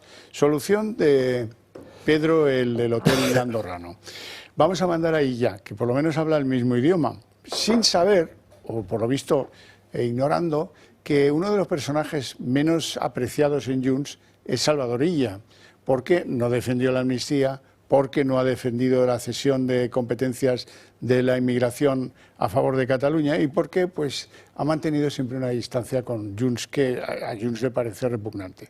Ahora, ¿qué es lo que hay en juego? Bueno, pues Salvador Illa se verá mañana en una dependencia de la Generalitat de Cataluña en Bruselas con el fugado de la justicia. O sea que le rehabilita, o sea que le lava la cara públicamente. Y en segundo lugar, ¿qué puede llevar, qué incienso o qué mirra puede llevar Salvador Illa para volver a recuperar el talante con las negociaciones de Junts y con Puigdemont en particular? Pues no tiene gran cosa. Si acaso algún avance en eso que llaman la financiación singular, porque en todo lo demás tiene muy poco que hacer Salvador Illa. Vamos a verlo. El presidente de la Generalitat, Salvador Illa, recibirá al fugado de la justicia, Carles Puigdemont, en Bruselas, en concreto en la delegación del Gobierno ante la Unión Europea. La iniciativa de este encuentro la ha orquestado el propio presidente catalán para transmitir que la amnistía fue una decisión acertada, defendiendo que los independentistas puedan desarrollar su labor política sin restricciones. En democracia el diálogo es un motor. Lo que pone en marcha el coche. El motor que arranca el coche en democracia es el diálogo. Y voy por eso. Por su parte, el secretario general de Junts, Jordi Turull, considera que esta reunión llega tarde y que no ayudará en las negociaciones con el PSOE. Esto es una reunión que habíamos dejado de pedirla porque creemos que llega muy tarde y ya se ha reunido con todos los expresidentes de la Generalitat y con el nuestro no. Ha sido él quien ha pedido ahora esa reunión. Nosotros, por respeto institucional, esta reunión se producirá. Yo creo que esta reunión no servirá para relanzar los acuerdos con el PSOE. Si alguna experiencia tenemos es que el presidente Illa es un obediente sin criterio propio, por lo que toca estas negociaciones. Turull lamenta además que Illa no tiene criterio propio y hace lo que dice el presidente del gobierno. El presidente Illa lo que hace es lo que Pedro Sánchez le dice, lo que tiene que hacer y cómo tiene que hacerlo, y él lo hace. Junts no esconde además su incomodidad con Zapatero, no les gusta, no se fían de él. Se lo hicieron saber a Sánchez durante el mes de agosto. Desde que Cerdán entró en prisión, el presidente del gobierno colocó al ex líder socialista para convencer a Puigdemont y lograr la investidura a cambio de la amnistía. Y le pidió seguir complaciendo a Junts con unas reuniones como mediador internacional. Pero los separatistas piden como interlocutor oficial una figura con voz y poder real dentro del PSOE. Y ahí ya le consideran un recadero. Julián. Bueno, primero yo creo que Zapatero no ha ido motu propio ni muy contento a Suiza, no habrá ido muy contento a Suiza porque le roba tiempo para ir a donde a él le gusta, que es Venezuela o China, ¿verdad? Pero que además le hayan dicho no, que no venga, pues ya le han desautorizado. Y luego lo de que vaya ella, pues bueno, yo creo que Junts normalmente no engaña. O sea, podemos estar en desacuerdo completo con ellos, pero no engañan. Dice, es el hombre obediente, hace lo que le dice el otro, es un correveidile, tal. Pero es que lo curioso es que dice Salvador Illa, dice, el motor de la política es el diálogo. No, el motor de la política, tal y como están manejando ustedes ese coche, son las concesiones. Sin concesiones, el coche no arranca. Sí, es el combustible. Bueno, el combustible, sí. Vale. Sí, vale. Totalmente de acuerdo con don Julián. Esto parece diseñado por una persona que lo quiere reventar. Es decir, el interlocutor era Zapatero, que es el que tiene mando en plaza, y esto lo han despreciado. ¿Por qué? No les interesa Zapatero, a lo mejor por el desprestigio internacional que tiene, porque no se fían de él, etc. Y a partir de aquí le mandan al rival político principal del señor Puigdemont. El objetivo principal, mediato, de Puigdemont es recuperar la Generalitat de Cataluña, y ahí la está ocupando este señor. Si de esa negociación sale algo positivo, se lo capitalizaría el señor Illa, para reprochárselo a su vez al señor Puigdemont. Es absurdo, el señor Puigdemont no puede, ni mucho menos, generar nada positivo de esa reunión, teniendo en cuenta sus objetivos políticos mediatos. Los inmediatos ya sabemos que al final pues todo eso de la independencia, etc. Por otro lado, no hay que olvidar que los principales peticiones que hacía Puigdemont, sabemos que la imposición del catalán en la Unión Europea, la ley de amnistía, todo eso no avanza. No hablamos del referéndum. Por tanto, 2 años y pico y no han hecho absolutamente nada. Y les mandan a Illa. Y les mandan a Illa para que se ría ya de él. Sí, sí, no parece lo más brillante. Por cierto, déjame comentar un rumor que me han contado en el mundo judicial, que no sé si terminará siendo real o no, pero parece que la Fiscalía Anticorrupción está siguiendo los pasos de Zapatero y su relación con Maduro. Está siguiendo los pasos de la implicación que pudo o no haber tenido José Luis Rodríguez Zapatero en la financiación irregular que llegó de Venezuela al PSOE. ¿Eso cómo se puede interpretar? Pues bueno, pues a lo mejor están buscando sociedades pantalla, a lo mejor están buscando cuentas en algún banco internacional, pero que en cualquier caso no parece que lo de Zapatero sea un valor seguro para apostar ahora en otoño. Y ya que estamos hablando de mediaciones, a mí me ha hecho mucha ilusión saber algo que lo sabían hasta los niños de pecho, y es que Noruega acaba de reconocer que el gobierno de Zapatero le pidió que mediara frente a la ETA en 2005. 20 años después, el gobierno de Oslo ha considerado que no alteraba la tradicional discreción que tienen que seguir estos asuntos y lo ha elevado como cierto a la hipótesis de todos. Bueno, ¿os sorprendería que hubiera una causa en la Fiscalía Anticorrupción contra Zapatero por el asunto de Maduro? Pues ya están tardando. El enriquecimiento patrimonial que tiene Zapatero es algo increíble. Chalés, pisos, etcétera. ¿Y eso dónde sale? Entonces, evidentemente, hay un enriquecimiento patrimonial que al menos es sospechoso. Entonces, yo creo que la Fiscalía hace bien, por lo menos, sin dar. Lo que pasa es que mucho me temo que de quién depende la Fiscalía, pues que al final la Fiscalía haga un cierto amago para al final taparlo todo sobre esta cuestión. Pero bueno, yo creo que el principal problema de Zapatero no es la Fiscalía española, es que se caiga Venezuela. Si se cae Venezuela puede salir ahí de todo, de este y de todos los demás, claro. Ese es otro peligro, desde luego. Bueno, hay tantas noticias que la memoria ya es muy corta, no nos alcanza todo, ¿no? Pero ¿quién nombró representante español en Venezuela a Raúl Morodo? Raúl Morodo ha sido sentenciado por la justicia. Bien es cierto que por aceptar la pena es una pena realmente simbólica, que la cifra que se le atribuye que se quedó es muy inferior a la que circuló y sería por ahí, pero no solo él, su hijo, y también llegó a afectar a su nuera, a la mujer de su hijo, ¿no? Entonces, todos estos elementos, no digo que sean propios, lo que tú hablabas antes, ¿no? Indicios en la justicia, digamos en el delito penal, en derecho penal, los indicios también son relevantes, ¿no? Entonces, bueno, pues todo esto apunta a algo muy feo. Además de lo que hemos dicho, un incremento de patrimonio que habría que ver cómo se justifica. A lo mejor le ha tocado la lotería todos los años, ha tenido premios, no lo sé, ¿no? Bueno, pues se acredite. Yo creo que el incremento de patrimonio es lo suficientemente amplio como para que, digamos, en la agencia tributaria abra un expediente de momento informativo. Vamos a ver qué es lo que me encuentro, que le mande una paralela, que le pida información y a lo mejor no hay nada, pues estupendo. Bueno, y vamos ahora con uno de los asuntos que yo espero que cause indignación en los espectadores, por lo menos a mí me la causa. Mañana se va a consumar en el Consejo de Ministros eso de la condonación de la deuda de algunas autonomías. Digo de algunas porque otras han dicho que no acceden a pesar de las propuestas que les haya hecho el Gobierno. Por ejemplo, Aragón, que les proponían condonar 2.140 millones y han dicho que nones. Bueno, el plan se urdió en la mesa camilla de María Jesús Montero y es un acuerdo que permite pues liberar deuda a Andalucía, pero sobre todo a Cataluña, en valor de unos 17.000 millones cada uno de los dos casos, pero que globalmente supone que 83.000 millones de deuda titularizada por las autonomías cambie de pagante. Será el Estado español el que asumirá esa deuda, lo cual significa que ustedes y yo vamos a pagar parte del exceso de gasto que han tenido los gobiernos, por ejemplo, de la Generalitat o, por ejemplo, de los de Andalucía antiguos, ¿verdad? Eso no tenemos por qué atenderlo nosotros. Esa deuda la contrajo otro gobierno y el que este gobierno se las haya planteado tan felices de decir, no, os hago este favorcete y así os tengo a todos a favor, ¿no? Eso, pues a lo mejor le supone dos meses o 3 de tranquilidad con las autonomías a Pedro Sánchez, pero a nosotros nos hace un 7 desdoblado, créanme. Nos lo cuenta María en Vallejo.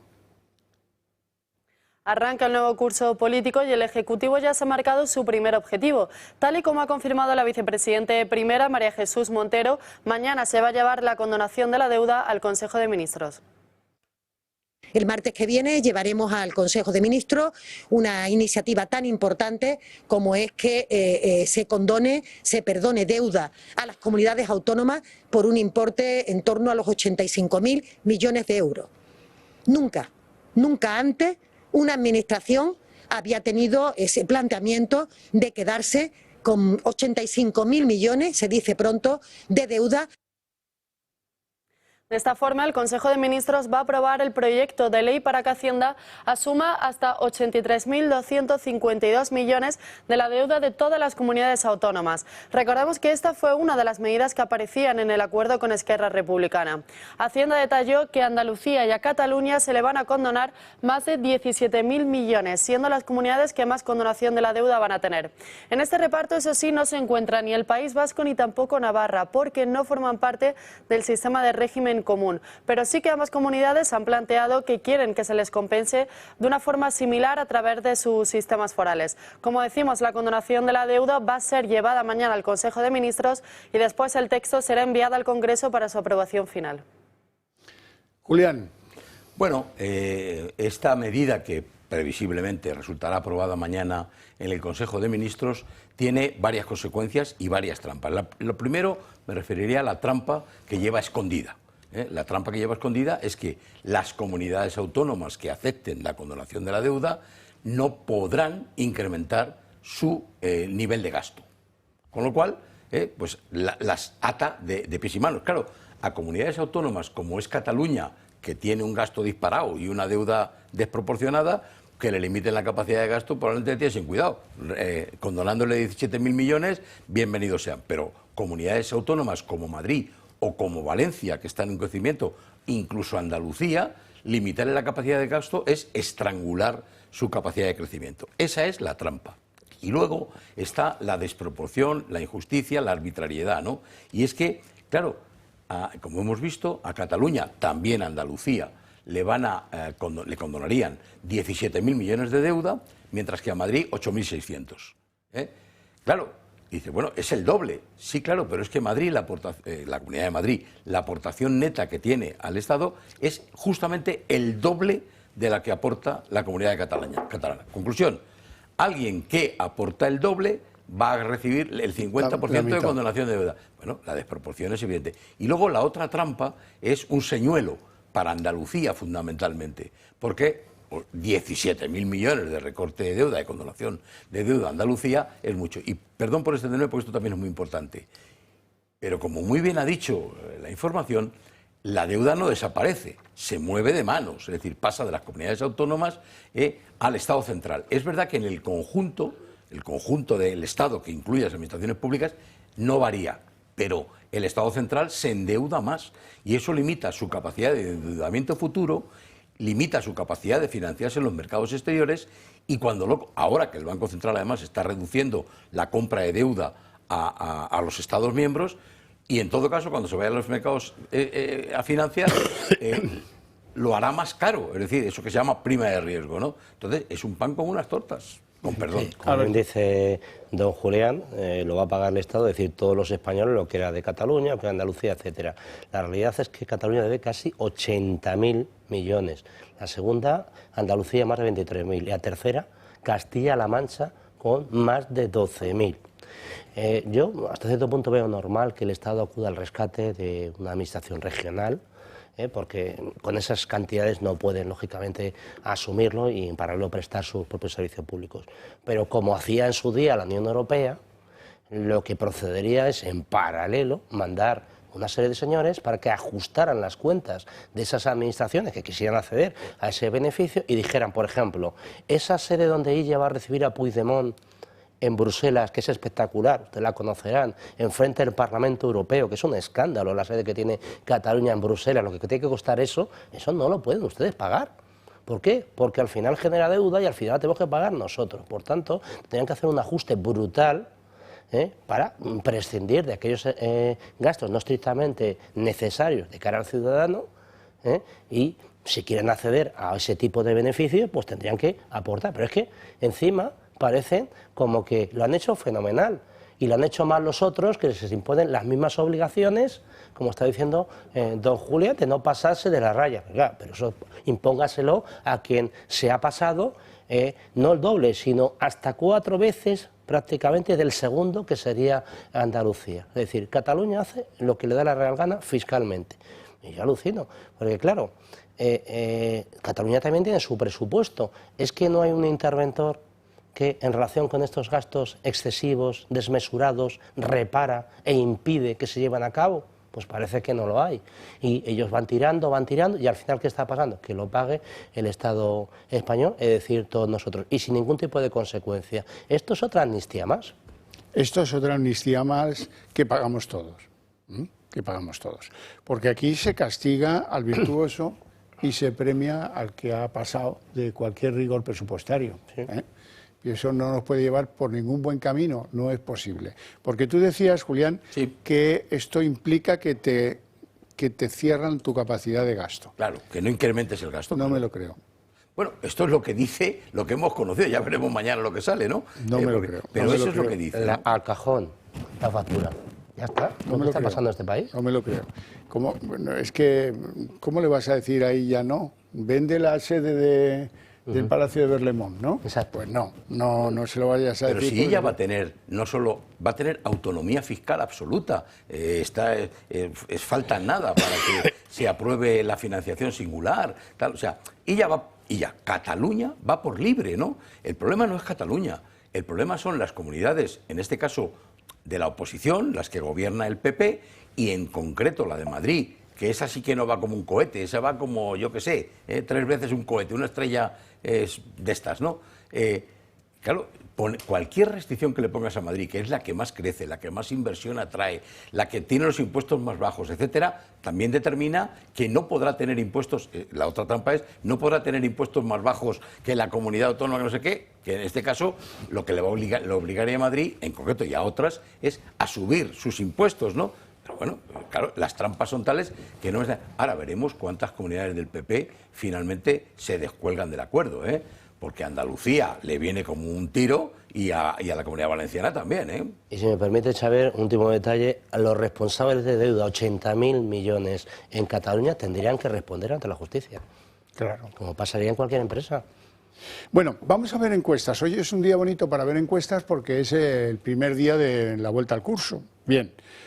Hay múltiples. Me voy a fijar en una porque es digamos que es la que está en la mitad del espectro, podríamos decirlo así, ¿no? Es la que publica el diario El Mundo hoy. ¿Y qué dice esa encuesta? Ya saben que nuestra mayoría absoluta son 176 escaños. Bueno, pues lo que dice esa encuesta es que el Partido Popular estaría ahora en 149 escaños, o sea, ya ven que está claramente por debajo de los 176, que el PSOE está en 109 escaños, que Vox ha subido, es el partido que más sube y está en 48 escaños, que Sumar estaría en 13 de los 31 que tenía, que Esquerra mantiene 8, uno más de los que tenía 7, que Junts está en 5, pierde 2 de los que tuvo en junio del año 23, que Podemos pues ganaría peso con 2 diputados nuevos, que el BNG también doblaría de 1 a 2 y que el PNV mantendría 6 escaños, con lo cual tendría uno más de los que tenía en el pasado cuando celebramos las últimas elecciones generales. ¿Qué significa este rollo que os estoy metiendo aquí con la encuesta? Significa que como el PP tiene más que el PSOE, sus aliados naturales conocidos, pues el Partido Popular podría gobernar tan solo con la abstención de Vox. No estoy seguro, Javier, y siento rectificarte. No esto es lo que dice la... Sí, no, me lo permites. 149 y más 148 de Vox son 197. Hasta 350 faltan 153. Es decir, si se agrupara todo el resto del arco parlamentario, excepto Vox, tendría mayoría todos los demás partidos que, porque tendrían 153 frente a 149 el PP. Bueno, por tanto, para que haya, perdón, sí, solo es un minuto, para que la abstención de Vox fuera suficiente, al PP le faltan 4 escaños. Bueno, 4 o sumar alguno de esos. Si suma UPN ya no serían 4, serían 3, y si suma alguno total. O sea, yo creo que esta encuesta es, aparentemente, da la sensación de ser, digamos, muy favorable. Crece mucho el PP, crece mucho Vox, pero yo creo que faltan 4 votos para que el PP pueda estar tranquilo y asegurarse la abstención con la abstención de Vox le sobra, y nos faltan 13 votos para alcanzar la mayoría de 3/5, con lo que se pueden tomar muchas decisiones en el Parlamento, ¿no? Estamos muy cerca, o sea, por este camino, un poquito más de Vox y un poquito más del PP, muy poquito más, entonces sí que podríamos aplaudir. Sí, esta encuesta la firmaría el PP mañana mismo, es la más generosa de las últimas que se han publicado, le mantiene con una holgada mayoría, hay algunas que ha bajado respecto de los datos que tenía el 23, que también se ha sido objeto de publicación, está oscilando el PP ahora mismo entre 20 escaños arriba y 20 escaños abajo, algunas le estaban dando hasta 130 escaños, en paralelo, lógicamente, subida brutal por parte de Vox, que incluso hablan hasta casi 70 escaños en algunas encuestas. Yo estoy en ese dato que dice don Julián, 210 diputados es lo que te permite reformar la Constitución en temas tan esenciales como los que estamos hablando. Pues ahí nos queda. Ojalá. Para eso nos queda. Y fijaros, si me lo permites, con 4 votos, con un voto más del Partido Popular, he visto en alguna encuesta 150 y 53, ¿verdad? Eso cambia todo. 150 y 53 son 203, todo el resto del arco parlamentario da 147, y con 147 la mayoría relativa, digamos, la tiene el Partido Popular. Con la abstención de Vox le bastaría. Estamos, insisto, a falta de un ligero retoque, un par de escaños por cada lado. Bueno, lo que pasa es que esto no es acumulativo y depende de 1000 cosas. Del puente de traspaso de votos del PP a Vox, que se aprecia ahí en esos datos y que puede ir a más o puede ir a menos. Depende del tirón que tenga Feijóo de aquí hasta que se celebren elecciones, que tampoco sabemos cuándo va a ser. Bueno, pues depende de las cosas que vaya diciendo la justicia, que lógicamente esos... La gran sorpresa, si hay que ser honesto, de estas encuestas es que el PSOE no baja de los 109 o 110 escaños. Eso es lo que tendría que llamarnos a la reflexión. ¿Cómo es posible? Pues mira, eso es así. Sí, el PSOE está por ahí, lo único que hay un elemento que puede distorsionar todos estos datos, que es una unión que la están tramando con vía rufián de toda la extrema izquierda. Entonces, ya, si se unen, ahí le dan 2 a Podemos, probablemente sea un 6% aproximadamente. Y claro, si se unen estos con lo que queda de Sumar, etcétera, pues podrían llegar a un 12, un 14, y eso ya les proporcionaría cerca de 25 a 30 escaños. Entonces, todos ellos unidos, si consiguen esa unidad, tendrían un impacto, pero claro, eso es muy complicado a día de hoy. Eso es tremendamente Está difícil. Gabriel Rufián tratando de gestionarlo. Ya, pero ahí hay muchos egos encontrados y la caída de uno es la ventaja del otro. Y no se fían entre ellos, además. Claro, ahí de ninguna manera. Hay que superar eso del todos contra uno. Es decir, todo el arco parlamentario contra el PP, porque Vox también va a tener muy difícil con el PP, ¿no? Bueno, no tenemos tiempo para más, lo tenemos que dejar aquí con mi agradecimiento a estos dos caballeros por su presencia en el programa y sobre todo por sus opiniones. Y a ustedes, ¿qué les voy a decir? Doblemente agradecido. Ahora, eso sí, a la vuelta de publicidad les espero en el día en 30 minutos.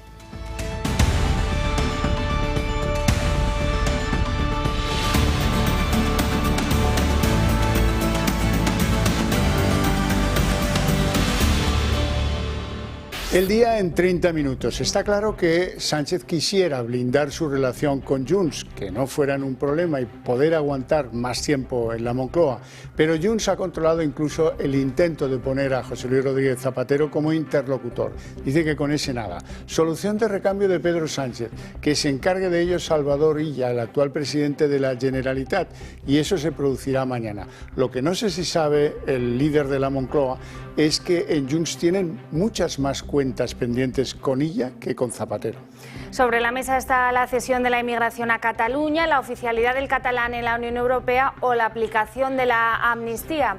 Por parte del Partido Socialista, ellos ven en esta reunión una oportunidad para allanar ese camino hacia los presupuestos. En Junts no son tan optimistas, creen que esta es una nueva forma de ningunear al partido de Carles Puigdemont y creen que Salvador Illa es una marioneta que hace lo que le dice Pedro Sánchez.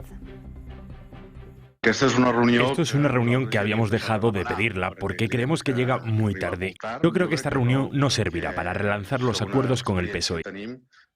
Si alguna experiencia tenemos es que el presidente Illa es un obediente sin criterio propio, por lo que toca estas negociaciones. El presidente Illa lo que hace es lo que Pedro Sánchez le dice. ¿En qué se fundamenta el reproche de Junts a Illa? Pues que desde el primer momento estuvo en contra, hace ya mucho.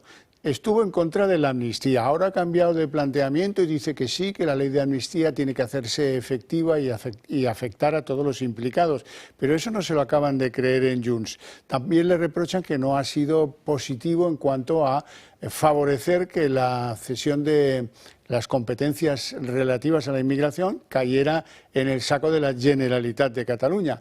¿Y qué armas puede exhibir Salvador Illa ante el fugado Puigdemont en Bruselas? Pues muy poquitas. Si acaso algún avance en eso de la financiación singular que se quedó a mitad de este ya demasiado largo camino. El presidente de la Generalitat, Salvador Illa, recibirá al fugado de la justicia, Carles Puigdemont, en Bruselas, en concreto en la delegación del Gobierno ante la Unión Europea. La iniciativa de este encuentro la ha orquestado el propio presidente catalán para transmitir que la amnistía fue una decisión acertada, defendiendo que los independentistas puedan desarrollar su labor política sin restricciones. En democracia el diálogo es un motor. Lo que pone en marcha el coche. El motor que arranca el coche en democracia es el diálogo. Y voy por eso. Por su parte, el secretario general de Junts, Jordi Turull, considera que esta reunión llega tarde y que no ayudará en las negociaciones con el PSOE. Esto es una reunión que habíamos dejado de pedirla porque creemos que llega muy tarde y ya se ha reunido con todos los expresidentes de la Generalitat y con el nuestro no. Ha sido él quien ha pedido ahora esa reunión. Nosotros, por respeto institucional, esta reunión se producirá.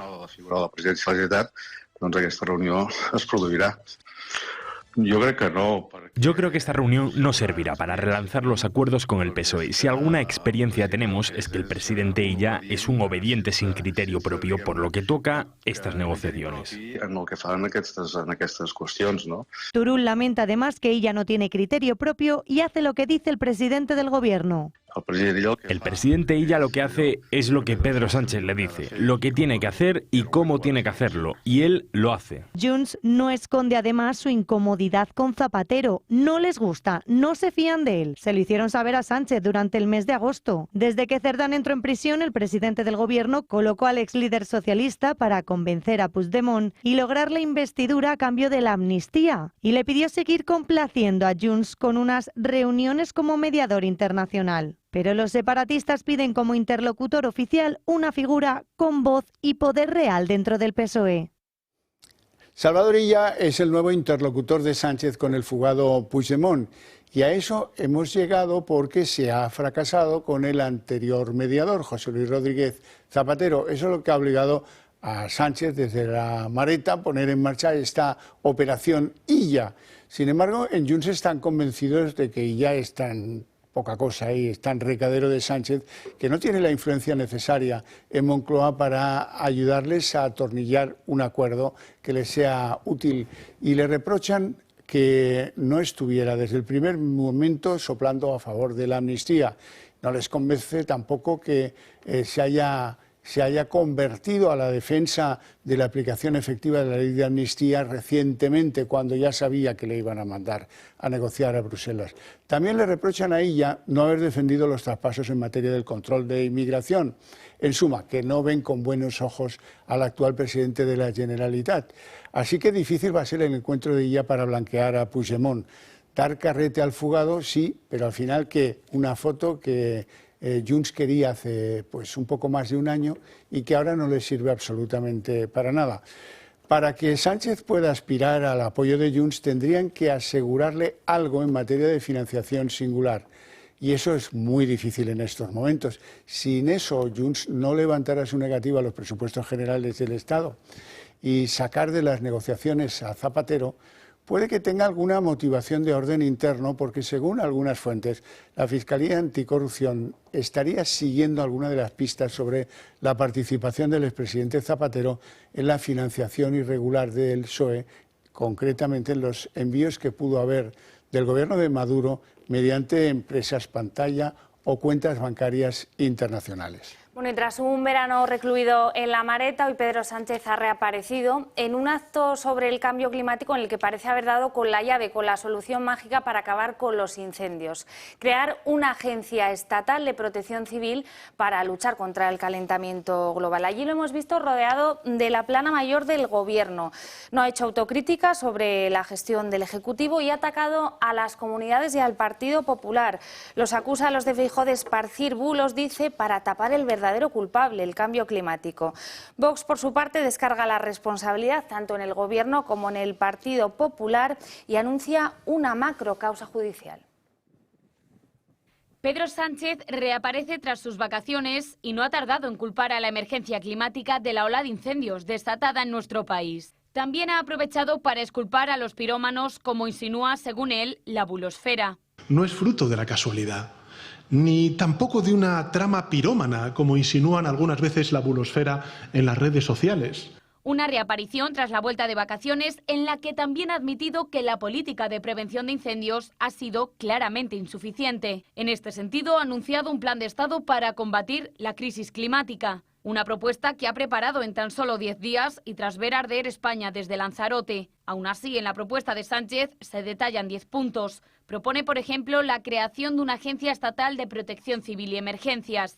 Defiende que la emergencia climática va más allá de los partidos políticos y pide a todos ellos que se sumen a este pacto. Los populares ya han anunciado que no lo apoyarán. Dicen que el Gobierno no tiene credibilidad y de nuevo han vuelto a criticar la gestión de los incendios. Comprenderá usted que este Gobierno no tiene credibilidad para hablar de lo que ha incumplido de forma continuada y constante en los últimos 8 años. Vox ha ido más allá. Promoverá una macrocausa judicial sobre los incendios de los que culpa al Gobierno y al PP. El primer responsable es el Gobierno, pero también tenemos muy claro que el Partido Popular y sus gobiernos son absolutamente responsables. Quiero que sepan que también estamos estudiando acciones judiciales para iniciar una macrocausa. También ha hablado Yolanda Díaz, que ha defendido la necesidad de un pacto contra los incendios y ha destacado la importancia de que la prevención no esté en manos privadas. Estamos consumiendo el planeta. Por tanto, me parece que de la mano de la ciencia tenemos que tomar las medidas ya urgentes. Estas cuestiones con las que tenemos bastante claro que necesitamos yo lo digo claro, no pueden estar en las manos privadas. Pues la Rentré nos trae evidentes signos de que, bueno, estamos en el final de un ciclo, porque por un lado Pedro Sánchez le ha dejado ir a sus más fieles seguidores en Moncloa que el objetivo es llegar como sea a diciembre del año 26. Feijóo, por su parte, dice que ahora estamos peor que antes de irnos de vacaciones y que presenta un compromiso para que se obligue en el futuro a convocar elecciones y un gobierno prorroga 2 veces los mismos presupuestos. En definitiva, más de lo mismo y aprovechemos cualquier oportunidad que sufra España, como por ejemplo los incendios, para echarnos los trastos a la cabeza. Arranca la última batalla entre Pedro Sánchez y Alberto Núñez Feijóo. El ciclo electoral comienza ya y los partidos se preparan para las urnas. Aunque el presidente del Gobierno se empeñe en agotar el plazo, lo cierto es que el calendario electoral comienza ya este curso en Andalucía y Castilla y León. Sánchez está dispuesto a resistir una vez más y fija una fecha, diciembre de 2026. Cree que lo más duro de la corrupción ha pasado y aplaza por el momento una crisis en su gabinete, aun consciente de que los frentes judiciales no van a amainar. Según los círculos del PSOE, se ha impuesto la idea de que el presidente no moverá ficha hasta Navidades, salvo un giro inesperado. Desde la oposición estudian una propuesta jurídica para que haya elecciones autonómicas, si el Gobierno acumula 2 prórrogas presupuestarias. Estamos estudiando con un equipo de juristas, todos los cambios oportunos que impidan que vuelva a repetirse el escenario presupuestario en el que estamos. De tal manera que cuando un gobierno acumule 2 prórrogas presupuestarias, automáticamente se disuelvan las Cortes y se convoquen elecciones. Abascal, por su parte, ha inaugurado el curso político anunciando una macrocausa judicial sobre los incendios y ha cargado contra el Gobierno y la oposición. Estamos estudiando acciones judiciales para iniciar una macrocausa que investigue exactamente y hasta el final todas las responsabilidades políticas y criminales ante los incendios que han asolado España este verano. Después de agosto, España sigue teniendo una mafia corrupta en el Gobierno y que sigue sufriendo una etapa de oposición que no deja de pactar con el Gobierno, aquí y en Europa, todas las políticas. El presidente, siguiendo su plan de lavar su imagen y aferrarse a la Moncloa, ha decidido ofrecer una entrevista para su televisión, Televisión Española, con la exdirectora del País, Pepa Bueno, que se estrena como presentadora. Bueno, y el curso político, por lo demás, arranca con buenos augurios para la derecha. 2 encuestas coinciden hoy en el mismo pronóstico. Partido Popular y Vox se disparan en intención de voto y el Partido Socialista no podría hoy reeditar la coalición de gobierno. El Mundo, por ejemplo, le atribuye a los de Feijóo una subida de 12 escaños, aunque los que verdaderamente se dispararían aquí, ojo, son los de Vox con 15 diputados más que el pasado julio de 2023. El Español, en un sondeo de Sociométrica, apunta en esta misma dirección. Feijóo podría gobernar con mayoría con la sola abstención de Vox, aunque queda claro en esta encuesta y en la otra que la influencia de los conservadores es cada vez más notable. El Partido Socialista perdería, atención, 12 escaños en solo 2 años, pero aquí el que verdaderamente se descalabra sería Sumar, que se dejaría 18 asientos en 2 años. Y atención también a esta otra encuesta que publica hoy el diario El Español. Según este periódico, más de un 70% de los españoles es contrario a abolir la prostitución y pide regularla. La encuesta pregunta acerca de la ley que prepara el Ejecutivo para acabar con el sexo pagado y una mayoría lo tiene claro. Su verdadero objetivo es tapar los escándalos del caso Koldo y las saunas del suegro de Sánchez, de las que presuntamente se lucraron tanto él como su esposa. Esta nueva norma tiene visos de naufragar. Sumar ya ha dicho que se opone a 2 de sus puntos fundamentales: acabar con OnlyFans, la red social por la que cada vez se prostituyen más mujeres, y la tercería locativa, esto es, castigar a aquellos que alquilan un local para este negocio, como Sabiniano Gómez, como el suegro difunto de Pedro Sánchez. Esquerra, Junts, PNV y Bildu también rechazan la ley al considerar que no facilita la reinserción social de las trabajadoras sexuales.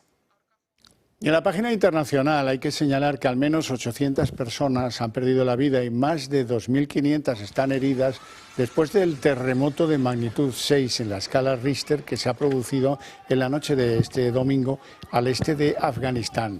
Las autoridades temen que el balance aumente a medida que se acceda a las zonas más remotas, que ahora no se puede acceder a ellas por movimientos de tierra de grandes dimensiones. Los terremotos se sintieron con fuerza en las provincias orientales de Afganistán y la zona más afectada es la zona del Kunar. Hay aldeas completamente sepultadas y, como les decía, movimientos de tierras que han generado el no acceso a estas zonas donde están la mayor parte de las víctimas. Y además ayer la presidenta de la Comisión Europea, Ursula von der Leyen, se llevó un buen susto después de que el avión con el que viajaba a Bulgaria tuviera que aterrizar de forma manual. De un momento al otro los aparatos electrónicos se vieron interrumpidos y el GPS no pudo realizar sus funciones con normalidad. Bruselas atribuye la interferencia a Moscú, si bien las autoridades de este país lo niegan. El incidente no solo afectó al avión en el que viajaba la presidenta comunitaria, sino que todos los sistemas de navegación se quedaron sin información. Afectó a todos los aviones que pasaban por ese aeropuerto. Este altercado se produce unos días después de que Rusia lanzara un mortífero ataque sobre Kiev que alcanzó oficinas comunitarias. Desde Bruselas hoy insisten en que el Kremlin trata de intimidarlos. Una adolescente de 14 años fue violada, fue agredida sexualmente en la madrugada del domingo por un joven marroquí de 17 años que está ingresado en el centro de menores de Hortaleza y que ha sido detenido. De hecho, fue detenido muy poco tiempo después de que se despertaran algunos vecinos asustados por los gritos que daba esta adolescente. Resulta que eso ocurría un día antes de que dos encapuchados agredieran ayer a alguno de los menas que está en el centro. Uno de ellos tuvo que ser trasladado al hospital. Mañana, Vox ha convocado una concentración de repulsa ante estos hechos justo a la puerta del centro de menas de Hortaleza. Como respuesta hemos convocado para mañana una manifestación de repulsa y lo hacemos porque nadie lo hace, ni partidos, ni ONGs, ni hay minutos de silencio, ni hay minutos de televisión, ni hay portadas para algunos asuntos. Solo Vox está al lado del pueblo que sufre esta invasión patrocinada por el establishment en España y en Europa desde hace demasiado tiempo. Y esta información les interesa sobre todo a las mujeres que nos estén escuchando. A partir de hoy, 1 de septiembre, muchos de los geles y de los esmaltes semipermanentes que llevamos en las uñas dejarán de comercializarse en toda la Unión Europea. Se trata de dos sustancias que forman parte de los ingredientes de este tipo de cosméticos y que, ojo, si se utilizan de forma frecuente, pueden ser cancerígenas y peligrosas para la fertilidad. Las siglas de estas sustancias son TPO y DMTA. Miren sus esmaltes porque si llevan este contenido deberán tirarlos y dejar de utilizarlos. Desde hoy, todos los salones de este tipo tienen que hacerlo.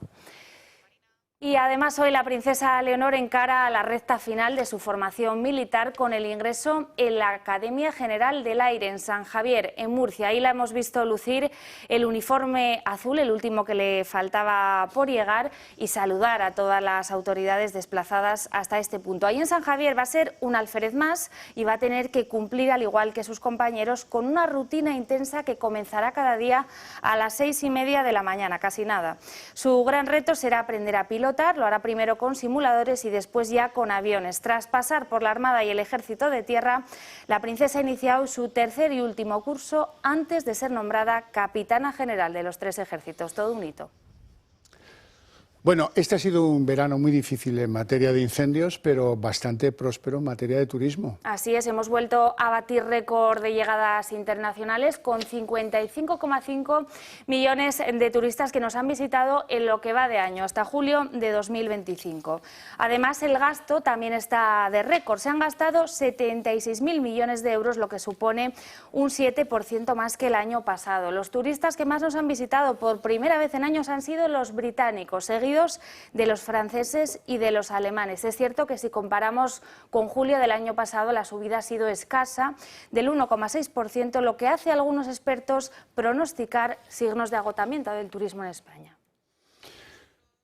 Bien, y hasta aquí el día en 30 minutos. Les deseamos a todos una feliz noche, especialmente a los que decidan compartirla con la señal del Toro Televisión. Y les dejamos con Sandro Meco, que vuelve también este lunes. Nosotros les esperamos mañana aquí en la Redacción Abierta. Que descansen.